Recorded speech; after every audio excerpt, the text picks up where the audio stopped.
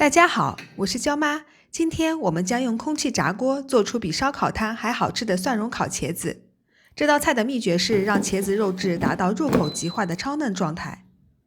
我们主要靠空气炸锅来烤软茄子，告别了传统油炸的烦恼，再搭配上鲜香浓郁的灵魂酱汁，即便你是厨房小白，也能轻松学会这道餐厅级美味。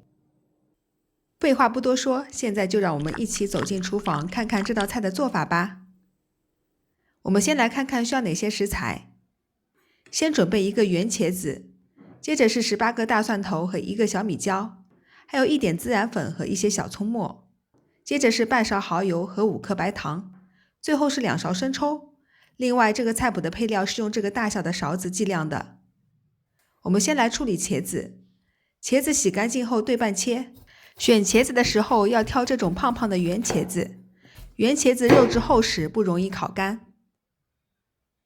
接着我们把切好的茄子放入空气炸锅，带皮的一面放上面，随后在茄子表面喷一点油或者涂抹一点油，这样可以缓解茄子皮在烘烤过程中水分蒸发，防止表皮变硬。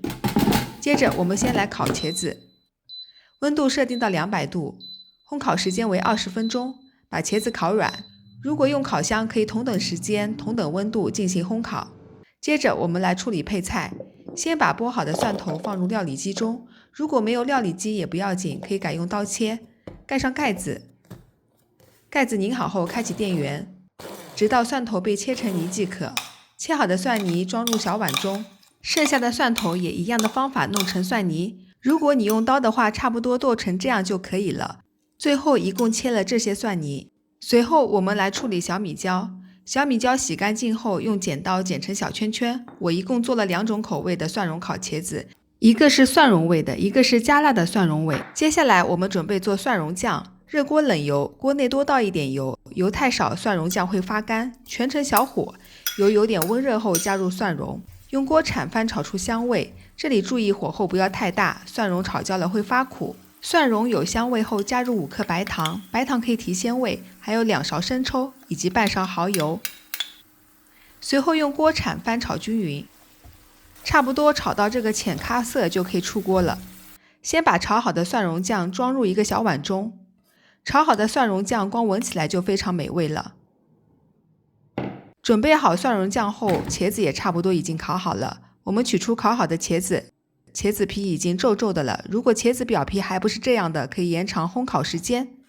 接着把茄子翻个面，这里注意别烫到手了，为了避免烫伤，可以把茄子稍微放凉一点再翻面，或者戴个防烫手套操作翻面也可以。接下来我们把做好的蒜蓉酱淋在茄子上，整个茄子表面都要均匀淋上蒜蓉酱。蒜蓉酱淋好后，我们来做一个辣味的酱。把切好的小米椒加入到剩下的蒜蓉酱中，用勺子搅拌均匀，一碗香浓的辣味蒜蓉酱就做好啦。